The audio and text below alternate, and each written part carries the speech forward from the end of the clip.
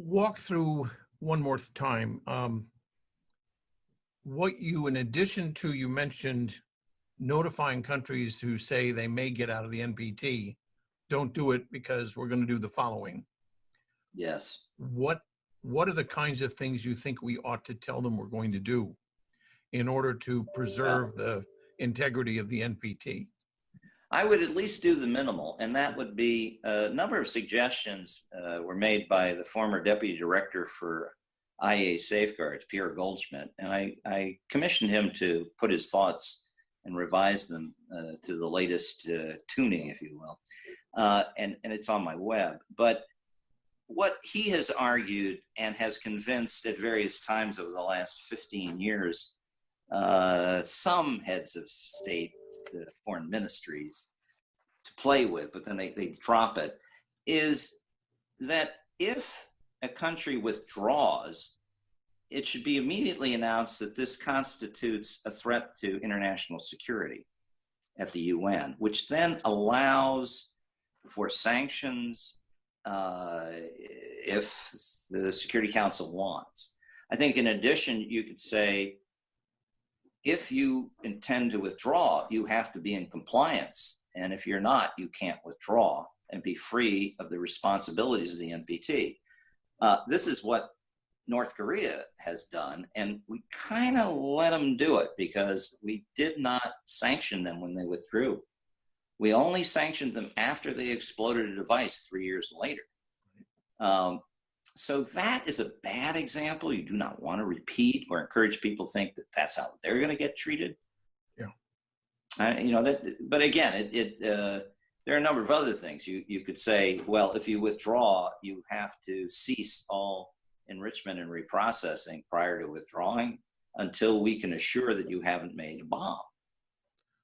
Interesting. There are a number of things. But instead of picking on countries like, we love picking on Iran, do it in a kind of country neutral fashion so that people get the message that this might apply to your friends as well as your adversaries.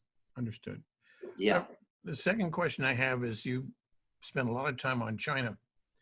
Yes. Will you explain a little bit more that the material they're producing simply cannot be used in the nuclear power in energy plants that they are either now have or will be building, that it just simply far in excess of what you would need to produce nuclear energy? Well, I think this is true with regard to plutonium that's being stockpiled for the simple reason that there is no place to put it.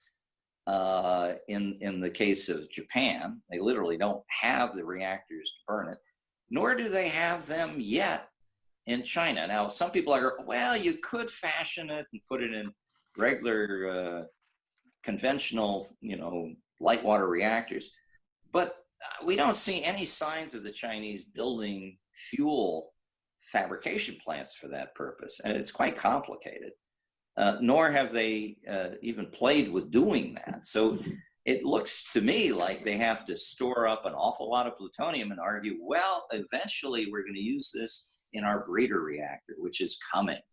And the other breeder plants that we're going to build maybe another 15 years from now. Stockpiling that material, though, is a very foolish thing to do. And here's why.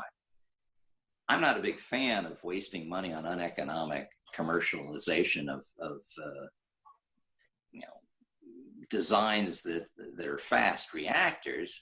I think it can wait until we really need to utilize every last possible nuclear reaction by using the plutonium. I mean, fresh uranium is fine, it's cheap, and we have plenty of it. Until that is rare, I wouldn't bother with that. But if you're going to go down that route, you can, and you normally do, start those reactors with medium enriched uranium anyway.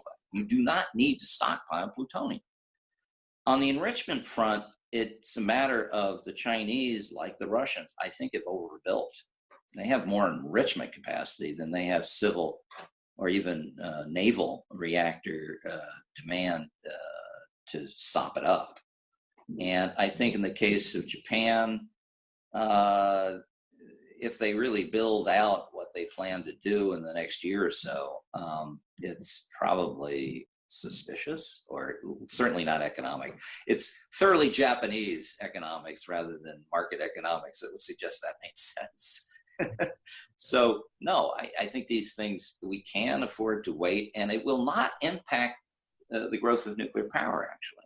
I mean, this is another thing. You know, people say, well, you got to let them do anything they want or they'll die. Well, no, you don't. You can grow nuclear power in all of these countries if that's what you want to do, without expanding enrichment capacity for the moment because we have a surfeit, or bothering with reprocessing. Okay, my next question is related. You mentioned in your remarks you made earlier this year at our seminar series that we need better intelligence in terms of figuring out what folks are up to. One of the things you addressed is, what would it look like if Iran was, assuming they don't have a nuclear warhead now, but decided to do a workable prototype and build some nuclear warheads? And how is that related to the adequacy of our intelligence, as well as that of our allies, of finding out, determining what Iran is up to? Well, I mean, the whole controversy about Iran is a controversy about what is safe and what is dangerous. You know, since the NPT was signed in it came into force in 72.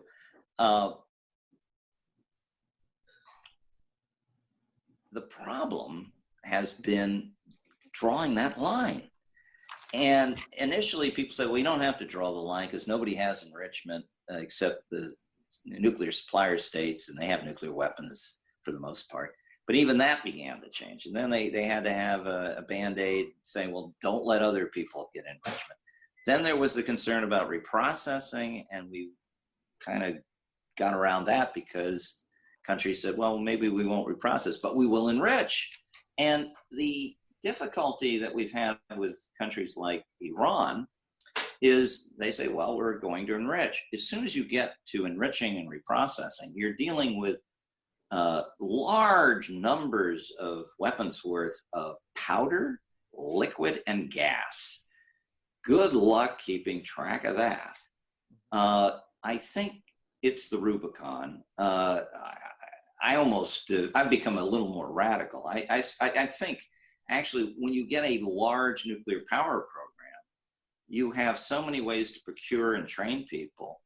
You might be able to hide things as well beyond our ability to keep track. But once you get into actually reprocessing and enriching and fabricating the fuels of highly enriched or medium enriched uranium and separate plutonium, I think you got to say, well, we can monitor what's going on. We could say, well, maybe we could find out if they got a bomb at some point after they got it, but you probably are going to not know day to day what's going on.